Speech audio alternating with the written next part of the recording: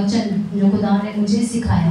आज हम कोई एनकरेज करने वाला या कोई उपदेश या कुछ नहीं, आज हम थोड़ा सा सीखेंगे बाइबल में से। आज हम थोड़ा सा टीचिंग लेंगे, सीखेंगे कि खुदा का जो वचन है, जो खुदा के कुछ मकसद हैं, जो खुदा का कुछ योजनाएं हैं, कुछ भी करने का उसका जो मकसद है, वो हम आज देखेंगे। और मेरे जो विषय है आज के प्रचार का, उसका विषय का नाम है पहचान। और पहचान में हम देखेंगे 3 चीजें, यहोवा, मूसा और 10 विपत्तियां। हालेलुया, हालेलुया। सो जैसे कि हम सब जानते हैं कि खुदा का नाम जो उसने जाहिर किया वो है यहोवा। तो क्या है उसका नाम? यहोवा। यहोवा का क्या मतलब है? यहोवा का क्या मतलब है? कोई बता सकता है? सिंपल है, बता दें। हिंदू जोर से बोलते हैं ऑलमाइटी गॉड। सबसे पहली बात तो ये ऑलमाइटी गॉड। और इसका जो असल मतलब ये है कि वो अति महान परमेश्वर अपने लोगों के साथ, अपने लोगों के बीच में। जब यीशु मसीह का जन्म हुआ तब स्वर्गदूत ने क्या बोला था कि इसका नाम क्या रखना? इमानुएल, जिसका मतलब क्या होगा? परमेश्वर साडे नाल है। Hallelujah, hallelujah. थैंक यू आप सबका, खुदा आप सबको बरकत दे। नाम हम सबकी पहचान, सबकी पहचान है। मेरी पहचान है रंजीत। हमारे जो फिलोसफर शेक्सपियर उन्होंने कहा है कि नाम में क्या रखा है, पर रखा है, नाम में भी तो कुछ रखा है। जब हम दुनिया में आते हैं, कोई हमें छोटू, कोई मोटू, कोई पिल्लू ऐसे बोलता है, बोलते हैं। जब माँ बाप हमें कोई गुग्गू मुग्गू है ना बोलते हैं, लेकिन एक हमारा पहचान, हमारे एक जो नाम हमारा है वो हमें दिया जाता है। जैसे मेरा रंजीत, दीपक, अमन, अमनदीप, प्रीत, लक्ष्मी, रमन, प्रियंका, जस्सा, अवतार, कमला, ऐसे ही है। अगर मैं कहूँगी कि मुझे मतलब आपसे बात करनी है ना, तो मैं थोड़ी कहूँगी कि मैं कहूँगी अवतार भाई से मुझे बात करनी, क्योंकि इनकी पहचान है वो तो बाद में इनके गुण, इनकी पर्सनैलिटी, इनका स्वभाव वो हमारे सामने बाद में आएगा। सही है ना? लेकिन पहले इनका नाम आएगा। तो जैसे कि हम सब जानते हैं कि खुदा के वचन में हम पढ़ते हैं बाइबल में कि खुदा के बहुत सारे नाम है, लेकिन खुदा ने 12 नामों का ज़्यादा जिक्र किया है। ऐसे है ना? ये जो 12 नाम है ये खुदा के गुणों को जाहिर करते हैं। हालेलुया। कुछ जो उसके नामों के गुण, उसका स्वभाव है, वो उसके नबियों ने, उसके दासियों ने, अब्राहम, याकूब, यूसुफ, इसहाक, इन्होंने दिए। और खुद कुछ नाम जो यहोवा ने, खुदा ने प्रकट किए। सबसे पहले हम देखेंगे जो उत्पत्ति में पहले अध्याय से, पढ़ेंगे नहीं, हम सिर्फ देखेंगे। उत्पत्ति पहला, उसका अगर हम एक अध्याय की 1 वर्ष से 4 तक हम देखेंगे, तो जब खुदा ने सारी सृष्टि बनाई, सारी सृष्टि बना दी, सब कुछ बना दिया, सही है ना? बना दिया। तो खुदा ने क्या किया कि वहां पर आप अगर ध्यान से देखेंगे तो वहां पे लिखा है परमेश्वर, वहां पे लिखा है परमेश्वर, वहां पे लिखा हुआ है परमेश्वर। ध्यान से हम देखेंगे। और परमेश्वर का मतलब अलोही, हिब्रू भाषा में अलोही बोलते थे, जिसका मतलब है क्रिएटर, रचना करने वाला, सब कुछ बनाने वाला। वो हो गया हमारे खुदा का एक स्वभाव, उसका एक गुण। सही है? इसके बाद उत्पत्ति 2 अध्याय में जब हम आते हैं, उत्पत्ति 2 अध्याय के 4 वर्ष में जब हम देखते हैं, उसमें खुदा ने आदम को बनाया अपने स्वरूप से। सही है? वहां पे खुदा ने दिखाया, लिखा हुआ है यहोवा परमेश्वर। मतलब कि जब खुदा ने आदम को बनाया, यानी कि हमें बनाया, तब उसने अपना नाम वहां पर बताया यहोवा परमेश्वर, यानी कि जो मैं रचना करने वाला अलोही एलोहीम हूँ जो वो अपने आदम जो उसने बनाया उसके साथ रहना चाहता हूँ, उसके मैं बीच में हूँ। हालेलुया। खुदा का हमारे साथ बहुत बहुत गहरा रिश्ता है, हम सबका, हमारे परमेश्वर का, हमारे यहोवा परमेश्वर का। और खुदा ने आगे जो खुदा का नाम हम देखते हैं एल शद्दै, ये उत्पत्ति 49:24 से हम जब पढ़ेंगे हम सीखेंगे, समझेंगे कि वहां पर खुदा ने याकूब के द्वारा एक भविष्यवाणी की है। उसमें बताया गया है कि खुदा जो है वो उसके अपने शक्तिशाली परमेश्वर, वो याकूब ने खुदा के बारे में बताया है। खुदा ने अपना नाम याकूब पर जाहिर किया। हालेलुया। उसके बाद यहोवा यिरे, हम सब जानते हैं किसने नाम दिया है ये नाम, थैंक यू सुनील जी, ये नाम दिया अब्राहम ने यहोवा को कि यहोवा यिरे है, वो मुहैया कराने वाला है। जब उसका बेटा वो कुर्बान करने के लिए उसको लेके जा रहा था तो खुदा ने वहां पर उसके लिए वो बकरा, वहां पर बकरा जो भी भेड़ जो भी था वो वहां पे मुहैया करवाया। फिर उसके बाद यहोवा राफा, निर्गमन में हम देखते हैं चंगा करने वाला। यहोवा निस्सी, हमारा झंडा। यहोवा निस्सी, यहोवा हमारा झंडा है। जब लड़ाइयाँ होती थी तब वो यहोवा निस्सी के नाम से अपने दुश्मनों के सामने जाते थे। उसके बाद यहोवा शालोम, यहोवा हमारी शांति। यहोवा शालोम यानी कि जो खुदा हमारे बीच में है, उसका एक गुण जो वो हमें शांति देता है वो भी हमारे बीच में है। यहोवा क्षमा, खुदा यहोवा परमेश्वर वो मौजूद है। यहोवा क्षमा वो यहाँ भी मौजूद है, वो इस वक्त भी हमारे बीच में है। और यहोवा रोही, भजन संहिता में हम सब ने पढ़ा, यहोवा मेरा चरवाहा। दाऊद ने नाम दिया, दाऊद ने अपने यहोवा परमेश्वर के गुण को दिखाया। और ऐसे हमने देखा कि जो यहोवा हमारा खुदा हमारे बीच में रहता है, उसके हमारी तरह आते हैं, हमारी तरह उसके अंदर गुण है, हमारी तरह उसका स्वभाव भी है जैसे हम लोग। क्यों है हम ऐसे? क्योंकि हमारा खुदा ऐसा है।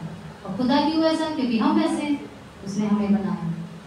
हालेलुया। हमारे अंदर भी शांति है, आनंद है, हम भी हेल्प करते हैं एक दूसरे की, हम एक दूसरे से गुस्सा भी करते हैं, लड़ते भी हैं, झगड़ते भी हैं, है ना, प्यार भी करते हैं एक दूसरे को, दिल से माफ भी कर देते हैं। वो सब हमारा खुदा। अब हम देखेंगे, ये तो हमने देख लिया, जान लिया कि यहोवा। आप सबको क्लियर है? कोई अगर किसी को भी कोई डाउट हो तो हम बाद में इसके बारे में डिस्कस कर सकते हैं, हम बात कर सकते हैं कि यहाँ आपने ये सही बोला, आपने यहाँ सही नहीं बोला। सो ये देखा हमने कि हमारा यहोवा, उसका नाम का क्या मतलब है, उसके अंदर क्या गुण है, वो क्या कर सकता है। हालेलुया। लेकिन एक बात याद रखें कि उत्पत्ति में परमेश्वर, उसके बाद यहोवा, उसने अपने आप को जाहिर किया। फिर उसके बाद उस जो लोग थे, इब्रानी लोग थे, जो परमेश्वर की जो कौम, वो एलोहीम बोलती थी, वो लोग ये कहते थे कि यहोवा का नाम लेना भी हमारे लिए, मतलब वो डरते थे यहोवा बोलने से, इसलिए वो एलोहीम बोलते थे कि रचना करने वाला खुदा हमारे साथ। वो ये कहते थे कि ये नाम इतना पवित्र है कि हम अपने होठों पर क्या, अपनी सोचों में भी ला सकते। हालेलुया। सो हम सब देखेंगे कि जब मूसा, उस पर खुदा ने यहोवा नाम को ही क्यों प्रकट किया, उसने ये क्यों नहीं बोला कि मैं यहोवा यिरे हूँ, या मैं यहोवा निस्सी हूँ, या मैं यहोवा ये हूँ, मैं यहोवा वो हूँ, है ना। लेकिन उसने वहाँ पे मूसा को ये जरूर बोला था कि मैं तेरे पितरों का, अब्राहम का, इसहाक का और याकूब का परमेश्वर बोला था। लेकिन सिर्फ एक ही यहोवा, मैं जो हूँ यहोवा। हम देखेंगे निर्गमन 3:15, हम हिंदी के साथ मिलकर पढ़ेंगे। निर्गमन 3 अध्याय उसकी 15वीं आयत देखेंगे हम। परमेश्वर ने मूसा ਨੂੰ ਹੋਰ ਇਹ ਆਖਿਆ, ਤੂੰ ਇਜ਼ਰਾਈਲੀਆਂ ਨੂੰ ਇਉਂ ਆਖੀ ਕਿ ਯਹੋਵਾ ਤੁਹਾਡੇ ਪਿਓ ਦਾਦਿਆਂ ਦੇ ਪਰਮੇਸ਼ਰ, ਅਬਰਾਹਾਮ ਦੇ ਪਰਮੇਸ਼ਰ, ਇਸਹਾਕ ਦੇ ਪਰਮੇਸ਼ਰ ਔਰ ਯਾਕੂਬ ਦੇ ਪਰਮੇਸ਼ਰ ਨੇ ਮੈਨੂੰ ਤੁਹਾਡੇ ਕੋਲ ਕੱਢਿਆ ਹੈ। ਸਦੀਕ ਕਾਲ ਤੋਂ ਮੇਰਾ ਇਹੋ ਹੀ ਨਾਮ ਹੈ ਅਤੇ ਪੀੜ੍ਹੀਆਂ ਪੀੜ੍ਹੀ मेरी एहो ही यादगिरी है। हालेलुया। अभी दीदी आप पढ़ेंगे 13 और 14 ऊपर से, 13 से 14 से। फिर मूसा ने परमेश्वर ਨੂੰ ਆਖਿਆ, ਵੇਖ ਜਦ ਮੈਂ ਇਸਰਾਈਲੀਆਂ ਦੇ ਕੋਲ ਜਾਵਾਂ ਔਰ ਉਹਨਾਂ ਨੂੰ ਆਖਾਂ ਭਈ ਤੁਹਾਡੇ ਪਿਓ ਦਾਦਿਆਂ ਦੇ ਪਰਮੇਸ਼ਵਰ ਨੇ ਮੈਨੂੰ ਤੁਹਾਡੇ ਕੋਲ ਕੱਢਿਆ ਹੈ, ਤਾਂ ਉਹ ਮੈਨੂੰ ਆਖਣਗੇ ਭਈ ਉਹਦਾ ਨਾਮ ਕੀ ਹੈ, ਤਾਂ ਮੈਂ ਉਹਨਾਂ ਨੂੰ ਕੀ ਦੱਸਾਂ। परमेश्वर ने मूसा ਨੂੰ ਆਖਿਆ, मैं हाँ जो मैं हाँ, ਅਤੇ ਤੂੰ ਇਜ਼ਰਾਈਲੀਆਂ ਨੂੰ ਇਉਂ ਆਖੀ ਕਿ मैं हाँ ਨਾਮੀ ਨੇ ਮੈਨੂੰ ਤੁਹਾਡੇ ਕੋਲ ਕੱਢਿਆ ਹੈ। परमेश्वर ने मूसा ਨੂੰ ਹੋਰ ਇਹ ਆਖਿਆ, ਤੂੰ ਇਜ਼ਰਾਈਲੀਆਂ ਨੂੰ ਇਉਂ ਆਖੀ ਕਿ ਯਹੋਵਾ ਤੁਹਾਡੇ ਪਿਓ ਦਾਦਿਆਂ ਦੇ ਪਰਮੇਸ਼ਰ, ਇਬਰਾਹਿਮ ਦੇ ਪਰਮੇਸ਼ਰ, ਇਸਹਾਕ ਦੇ ਪਰਮੇਸ਼ਰ ਔਰ ਯਾਕੂਬ ਦੇ ਪਰਮੇਸ਼ਰ ਨੇ ਮੈਨੂੰ ਤੁਹਾਡੇ ਕੋਲ ਕੱਢਿਆ ਹੈ। सदीक काल तो मेरा एहो ही नाम है अते पीढ़ियों पीढ़ी मेरी एहो ही यादगिरी है। हालेलुया। पीढ़ियों पीढ़ी मेरी एहो यादगिरी है। पीढ़ियों से पीढ़ियों तक मेरा यही नाम रहेगा कि मैं जो हूँ, मैं हूँ, मैं यहोवा, मैं जो हूँ सो मैं हूँ। हिंदी में हूँ लिखा है, मैं हाँ पंजाबी चल गया कोई बात नहीं। और मेरा नाम क्या है? यहोवा। हालेलुया। यहाँ पे हम देखेंगे कि जब मूसा, जब वो पैदा होने वाला था, पैदा हो गया था, तो जब उस समय फिरौन को बताया गया था कि इजराइलियों में से, इब्रियों में से कोई तेरे पे राज कर लेगा, तेरे पे राज करेगा। तो उसने क्या किया? सेम वही जो यीशु के समय में हुआ। उसने क्या किया? लड़कों को मारना शुरू कर दिया।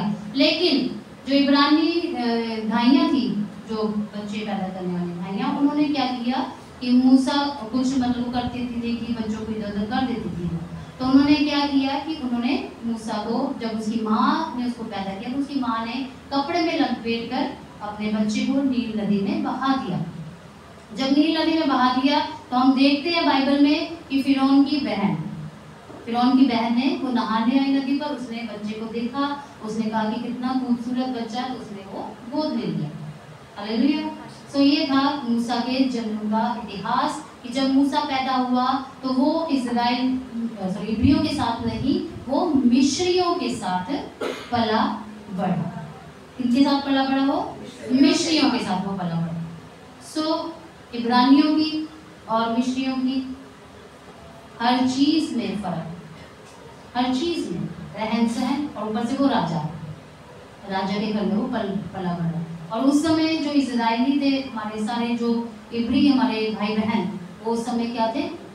वो गुलाम थे। वो इनके गुलाम थे, मिस्र के फिरौन राजा के वो गुलाम थे। लेकिन खुदा की जो योजना थी, जो खुदा का वादा अब्राहम, इसहाक और याकूब से था, वो खुदा पूरा करना चाहता था। लेकिन हमेशा की तरह जैसे हम भी कर देते हैं, कभी हम भी इंसान है ना, वही अपनी मनमानी कर देते हैं, अपने बगावत कर देते हैं अपने खुदा से, तो फिर खुदा थोड़ा सा तो हमें खींचता है ना, काम खींचता है हमारा। तो इजराइलियों के साथ भी ऐसा नहीं। परमेश्वर हमें आशीष देना चाहता है, लेकिन जब हम उसके मार्ग से भटक जाते हैं तो फिर वो थोड़ा हमें खींचता है, पर वो हमें सही ट्रैक पर ले आता है। खुदा हमसे प्यार करता है ना, बहुत प्यार करता है। आमीन, हालेलुया। सो इसके बाद जब मूसा जवान हुआ, उसने देखा, उसके मतलब खून तो वो इजराइलियों में था ना, उबाले तो मारता ही है, जवान खून था। देख रहा होगा कि मेरी कौम, मेरे लोग, हो सकता है उसको कहीं ना कहीं से पता चल गया जो मेरा मानना है कि ये मेरे लोग है ना, या ये भी हो सकता है कि वो एक दयालु दिल का हो मूसा, है ना। हाँ, उसके अंदर भलाई का, मतलब नम्रता का, ना, उसके अंदर बीज था। तो हो सकता है कि उसको लगता है कि क्या है ना, इन लोगों पर जुल्म हो रहे हैं। तो उसने क्या किया कि वहाँ पे एक मिशनरी का काम काट दिया, ऐसे फिर भाग गया वो। लेकिन बहुत समय बाद यही मतलब यहाँ पर भी मूसा ने परमेश्वर के प्लान को थोड़ा सा गड़बड़ करने की कोशिश की। लेकिन परमेश्वर ने जब वो 40 वर्ष का हुआ उसको बुलाया, और वो देख रहा था कि एक झाड़ी में आग लगी है लेकिन झाड़ी जल नहीं रही है।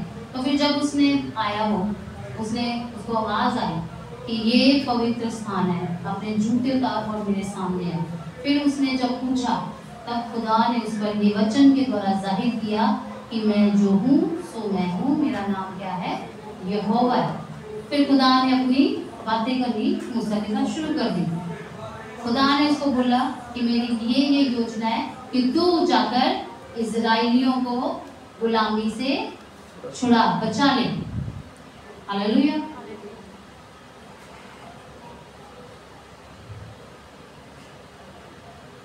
फिर वही हम जैसे कई बार बहाने बना लेते हैं, मूसा ने भी बहाने बनाने शुरू कर दिए कि परमेश्वर मैं तो नहीं जाऊंगा।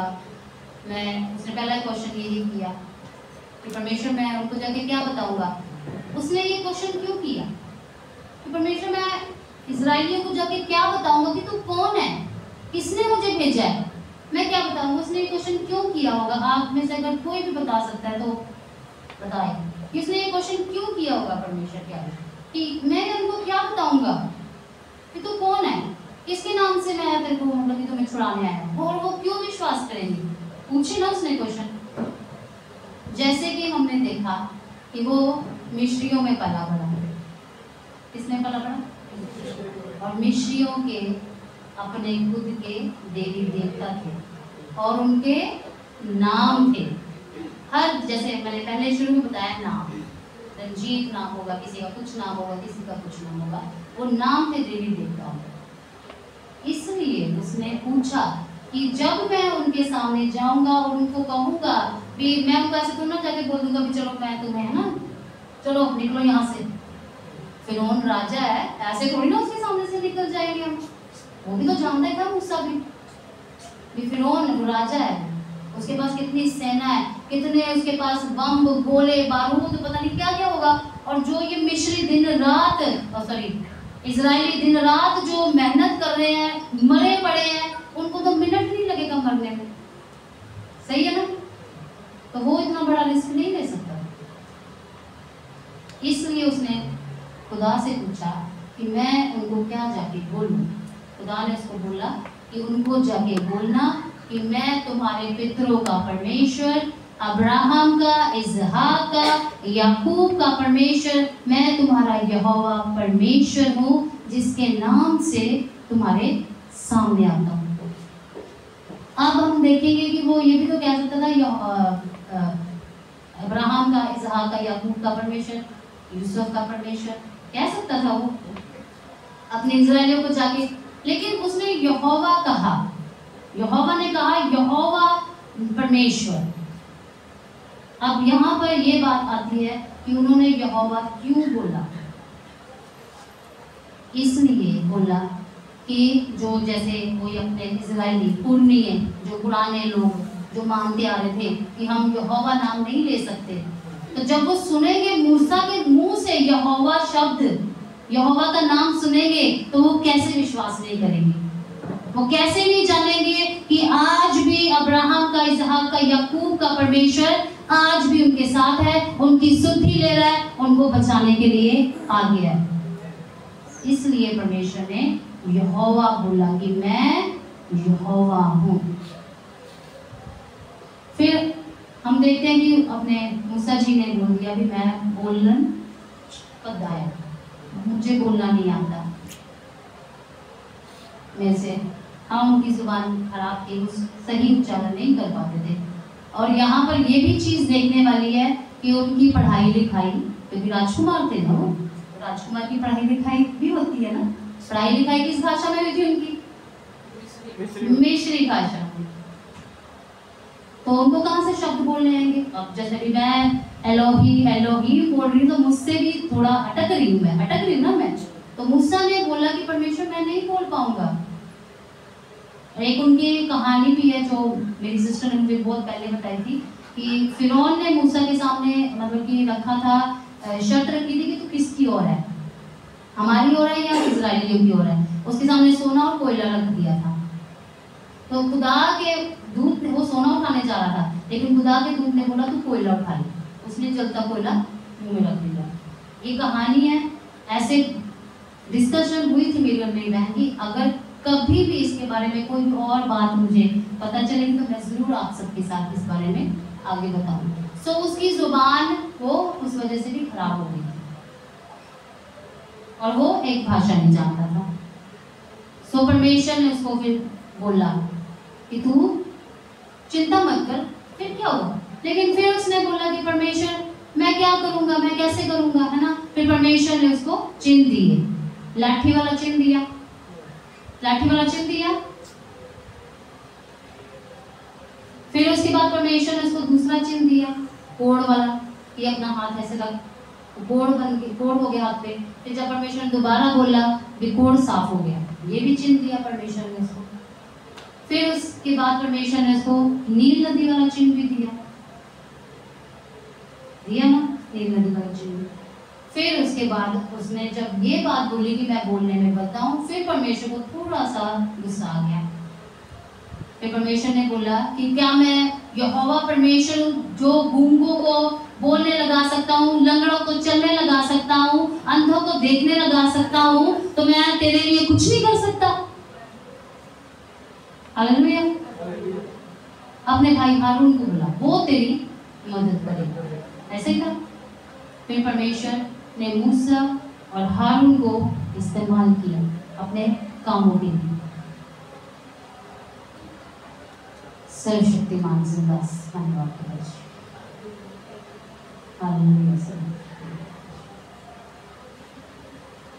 फिर निर्गमन में भी हम आगे देखते हैं 5वें अध्याय में मूसा और हारून फिरौन के पास पहुंचे। हम 5वें अध्याय की निर्गमन, पूछ की किताब पंजाबी में और निर्गमन हिंदी में 5वां अध्याय उसकी दूसरी आयत पढ़ेंगे अमनदीप जी। पर फिरौन ने आख्या यहोवा कौन है जो मैं उसकी आवाज सुना कि इजराइलियों ਨੂੰ ਜਾਣਦਿਆਂ मैं यहोवा ਨੂੰ नहीं जानता ਅਤੇ मैं इजराइल ਨੂੰ ਉੱਕਾ ही नहीं जान देवांगा। फिर उन्होंने आख्या पर फिरौन ने आख्या यहोवा कौन है जो मैं उसकी आवाज सुना कि इजराइलियों ਨੂੰ ਜਾਣਦਿਆਂ मैं यहोवा ਨੂੰ नहीं जानता ਅਤੇ मैं इजराइल ਨੂੰ ਉੱਕਾ ही नहीं जान देवांगा। अब मिस्री तो नहीं जानते थे यहोवा कौन है ना, लेकिन मूसा को तो बता दिया परमेश्वर ने मैं कौन हूँ। उसने क्या बोला, कौन है यहोवा, कौन है यहोवा, मैं जिसका हुक्म मानूं, वो कौन होता है जो मुझे हुक्म देगा, और मैं क्यों जाने दूं इस्राएलियों को। क्यों कहा उसने ऐसा, क्योंकि वो खुद उस समय लोगों का देवता बना हुआ था, उनके ऊपर प्रभु बना हुआ था, इसलिए उसने बोला कि कौन है यहोवा। तो जब यहोवा ने ये शब्द सुने मूसा के द्वारा, तो हम देखते हैं निर्गमन 6 अध्याय, पहला, दूसरा और तीसरा। निर्गमन कूच की किताब उसकी 6 अध्याय, पहली, दूसरी और तीसरी आयत पढ़ें। यहोवा ने मूसा को आख्या हुण तू वेखेगा कि मैं फिरौन नाल की करांगा, क्यों जो ਉਹਦੇ ਹੱਥ ਦੇ ਬਲ ਨਾਲ ਉਹਨਾਂ ਨੂੰ ਜਾਨ ਦੇਵੇਗਾ, ਸਗੋਂ ਹੱਥ ਦੇ ਬਲ ਨਾਲ ਉਹ ਉਹਨਾਂ ਨੂੰ ਆਪਣੇ ਦੇਸ਼ ਵਿੱਚੋਂ ਤੱਕ ਦੇਵੇਗਾ। ਫਿਰ ਪਰਮੇਸ਼ਵਰ ਨੇ मूसा ਨਾਲ ਗੱਲ ਕੀਤੀ ਔਰ ਉਸ ਨੂੰ ਆਖਿਆ ਮੈਂ ਯਹੋਵਾ ਹਾਂ, ਮੈਂ ਅਬਰਾਹਮ, ਇਸਾਕ ਤੇ ਯਾਕੂਬ ਨੂੰ ਸਰਵ ਸ਼ਕਤੀਮਾਨ ਪਰਮੇਸ਼ਵਰ ਦੇ ਨਾਮ ਉੱਤੇ ਦਰਸ਼ਨ ਦਿੱਤਾ, ਪਰ ਮੈਂ ਆਪਣੇ ਯਹੋਵਾ ਨਾਮ ਨਾਲ ਉਹਨਾਂ ਉੱਤੇ ਪ੍ਰਗਟ नहीं होया। खुदा ने, यहोवा ने कहा कि अब मैं फिरौन को बताऊंगा कि यहोवा कौन है। अब तक मैंने अब्राहम, इसहाक और याकूब पर भी अपने आप को प्रकट नहीं किया, लेकिन अब यहोवा कौन है, यहोवा का क्या मतलब है, जो फिरौन ने ललकारा है, मैं दिखाऊंगा कि यहोवा कौन है। हालेलुया। अब हम देखेंगे 10 विपत्तियों के बारे में। हम कई बार सोचते हैं, जब से हम सुनते आ रहे हैं कि विपत्तियां आई, 10 विपत्तियां आई, पर कभी ये नहीं सोचा कि क्यों आई, किस लिए आई। हमें लगता था कि शायद परमेश्वर ने अपने ना, क्योंकि यहोवा है, पावर दिखा रहे हैं। परमेश्वर हमेशा अपनी पावर तो चलो दिखाते हैं, लेकिन उसके काम के पीछे उसका मकसद भी होता है, उद्देश्य होता है। तो हम देखेंगे जल्दी से ये 10 विपत्तियां क्यों आई। हमने यहोवा को देखा, हमने मूसा के बारे में जाना। अब हम देखेंगे कि यहोवा के नाम से 10 विपत्तियां मिस्रियों पर क्यों आई। सो हम पढ़ेंगे नहीं, मैं आप लोगों को साथ ही साथ वर्सेस बताती जाऊंगी, आप नोट करते जाओ। जैसे कि हमने पहले पढ़ा कि मिस्रियों के देवी देवता थे, हालेलुया। और पहली जो विपत्ति आई, निर्गमन, कोच की किताब निर्गमन 7:17 में पहली विपत्ति आई, पानी का लहू बन जाना, हालेलुया। पानी लहू क्यों बन गया? हमने सोचा, कभी तो सोचा ही होगा कि शायद परमेश्वर ने अपना चमत्कार दिखाऊंगा, जैसे लाठी वाला दिखा दिया, कोड़ वाला दिखा दिया। ऐसा नहीं था, परमेश्वर का वहां उद्देश्य था, क्योंकि जो नील नदी थी उसको लोग पूजते थे मिस्री, और उसका नाम, उसके देवता का नाम नीलास यानी कि हापी देवता को वो पूजते थे, जो पानी का देवता था। और खुदा ने दिखाया कि यहोवा के अलावा कोई ऐसा नहीं है जो पानी को भी साफ रख सकता है, हालेलुया। इसके बाद निर्गमन, कोच की किताब 8 अध्याय उसकी 1 से 15 तक मेंढकों की विपत्ति है। और इसमें जो मेंढक है वो क्यों आए, मेंढक ही क्यों आ गए, और कुछ क्यों नहीं आ गया, छिपकलियां क्यों नहीं आ गई, है ना? मेंढक क्यों आए? मेंढक इसलिए आए क्योंकि उनका देवता था हेकेत देवता, जिसका मेंढक जैसा मुंह था, हालेलुया। इसलिए खुदा ने बताया फिरौन को कि मैं तेरे हेकेत से भी ऊपर हूँ, हालेलुया।